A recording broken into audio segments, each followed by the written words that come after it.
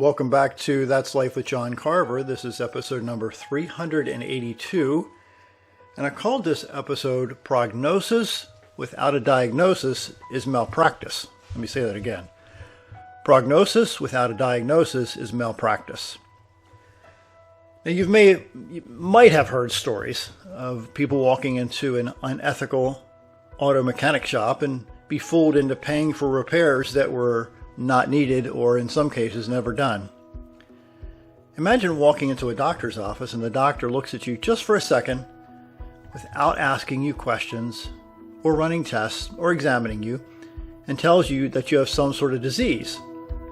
I'm hoping you would leave the doctor's office to never return. So what is a prognosis? Well, a prognosis is a forecast of the likely outcome of a situation. Again, a prognosis is a forecast of the likely outcome of a situation. How many people forecast what might happen in their lives and make life-changing decisions based on their forecast? How many people postpone or eliminate plans to step outside of their comfort zone because they have convinced themselves or forecasted that they'll fall on their face? Trying to make a prognosis of what might happen without any concrete facts is similar to making assumptions about people walking on any street in any city. It's inaccurate most of the time. How many times have you committed malpractice because you've made a prognosis or a forecast of a likely outcome of a situation, and then a diagnosis, the identification of a nature of an illness or a problem by examination about your life? So how often have you jumped to conclusions, really, and committed malpractice without having all the facts? Many people base their prognosis, again, a forecast of a likely outcome of a situation, out of fear. Fear of the unknown is debilitating for many people. It's debilitating. It knocks them out.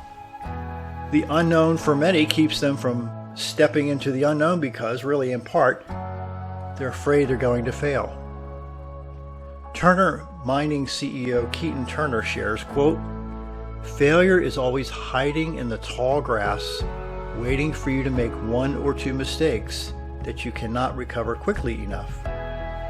He continues, he calls it a, quote, "fear-provoking failure machine." Again, a fear-provoking failure machine, unquote. So what if you looked fear as a prognosis, a forecast of a likely outcome of a situation, and not a set of facts? You see, because fear magnifies the unknown into some sort of monster that can't be defined or defeated.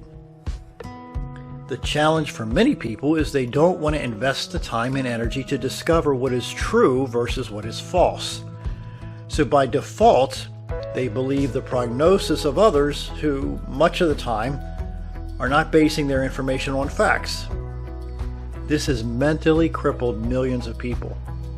For me, once I did research into much of what I was fearing, I realized that the fear was in my imagination, not in reality. It was all in my head. This helped me, after getting the facts, to jump out of my comfort zone and help me reach some amazing accomplishments. So when you build assumptions or make a prognosis about what might happen, you're really diagnosing something that is unlikely to happen because assumptions are not always based in facts. So write down what you want to accomplish in the years that you have left on this planet. Research how and why you can make it happen, and then create daily systems that'll pull you in that direction. Do not commit malpractice. My name is John Carver. Thanks so much for watching.